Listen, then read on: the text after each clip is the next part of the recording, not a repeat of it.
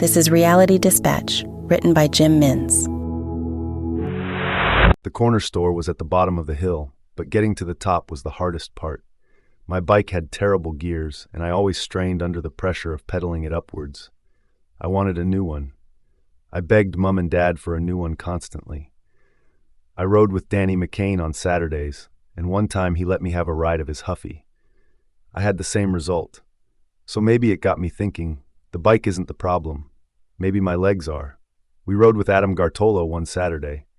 I said to him, "Hey Adam, can I have a go on your bike?" He said, "Yeah." So I rode it uphill on our way to the store, and sure enough, my legs began to strain and I couldn't make it halfway. Not like the two of them, who got to the top of the hill as effortlessly as walking. Maybe it was my legs. Maybe I was different. Maybe I was born weak. I rode uphill by myself one Saturday, without Danny or Adam. I wanted to be alone to try the hill for myself. If I was going to fail, I didn't want them around, snickering about it like they always did. I rode up once and failed. I took my wheels back down to the bottom and tried again. Couldn't make it halfway. Then I started to get tired. I couldn't even make it a quarter of the way on my third attempt. I threw my bike to the ground and kicked my tires. "That's not a nice way to treat your bike," they said. I turned around. Kevin Hemerton, Dice, and Schmitty. I didn't know Dice and Schmitty's real names. They were walking up the hill from the bottom of Cherry Lane. That's where the bad kids used to gather after school to smoke. But this was a Saturday, no school. They just happened to be there. Must have been walking to the corner store like I was, and I was alone. I said nothing. "Pick it up," Hemerton told me when they arrived. I was surrounded. They towered over me. "Pick it up, you little shit," he demanded. Dice made a swing at me like he was going to hit me in the face. I flinched. They all began to laugh. "You see that? He thought you were actually going to hit him." Schmitty laughed. "Don't hit me," he squealed in a high-pitched voice. I stared at the ground. "Pick it up," Hemerton continued to demand. He shoved me. My heart raced. There was no escape. "Pick it up now," he yelled. He slapped me in the face. Schmitty and Dice laughed. "That was cold," Schmitty said with a closed fist over his mouth, as if he didn't expect the violence to escalate so suddenly. "Pick your bike up now." Another slap, the other cheek. Then I was pushed from behind. I couldn't tell who was doing what to me, but I was getting hurt all over. A blow to the head, a blow to my back. I didn't know if it was with fists or with feet. All I know is the sound the blows were making. They were like thuds, like the sound of a car door closing from far away. I didn't really feel the pain.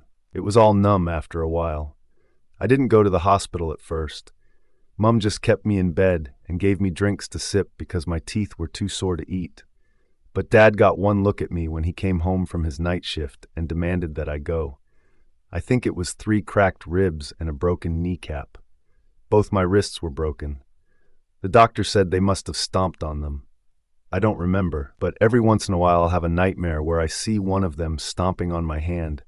So maybe I did see it and just forgot, and my dreams were reminding me. Or maybe I just heard the doctor describe it and I imagined seeing it, and now it haunts my dreams. I don't know.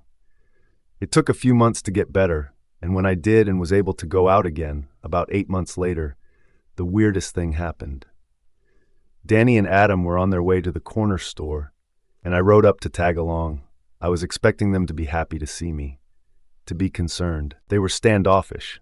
It was like they were embarrassed to be around me. Danny kept looking over his shoulder in case anyone was watching. They didn't say anything to me. They didn't say anything to each other either. It was as if all conversation stopped. I used to make them laugh. There was always a sure bet with Adam, where if I did my impression of Mr. Albrecht with his thick German accent, I would get a huge laugh out of the guys. But not this time. It fell flat, and my face reddened.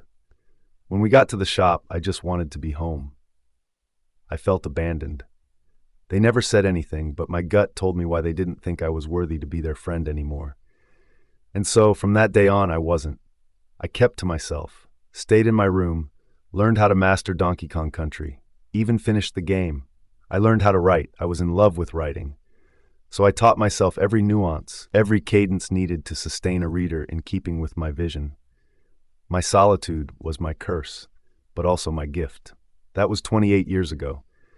I returned home to help my mother sell the old house. It had become tattered and run down over the years. I offered to help her with repairs and even to pay for a new house altogether. The advances I received on my publishing work grew at a rate I could not keep up with. I hired a financial advisor and placed large amounts in various trusts, accounts, and benevolent investments. Still, there was more to throw around. I was looking for things to spend it on. She refused. I came back to the old town anyway, having sworn I never would. "I'd offer you some coffee, love, but we ran out of milk," she told me. I kissed her on the cheek and told her I would get some.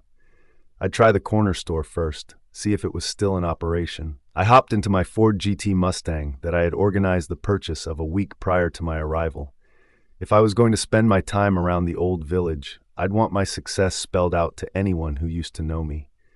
I kicked it into gear and slowly accelerated uphill towards that familiar trail. The horsepower took the incline with absolute ease. Towards the top, there was an old station wagon, rusted, broken down. No, it was missing a tire. I slowed down to see if they needed assistance. A man, about my age, maybe a little older, emerged from the rear. A tire he was wheeling along the ground towards the raised jack. Old footy jacket, ripped, thongs. He leered at me. I couldn't help him even if I wanted to. I didn't know where the spare tires were on my Mustang, if they could be of any assistance anyway. I'd be selling this car, or giving it away in a day or two. I was about to pass him, then I caught a glimpse of his face. The passivity of his expression as he got on with his day. The gift he gave me, afraid of my own shadow. I put the car into reverse and floored it back down to the bottom of the hill. Kevin Hemerton stuck his head out from behind the station wagon, wondering what was going on. I put the car into gear and pressed the pedal to the floor. I was off in less than a second. I angled the car to face the side of the wagon. Hemerton was aligned perfectly. He didn't have time to think, but on that day, neither did I. I thought about it later. Maybe I should have left him. Maybe I should have thanked him. He made me want to spend time alone, becoming a writer. That's what gave me a ticket to the world. What led me to a life of riches and purpose beyond what I ever would have expected or imagined. But my wrists hurt at night, both of them. So, no mercy.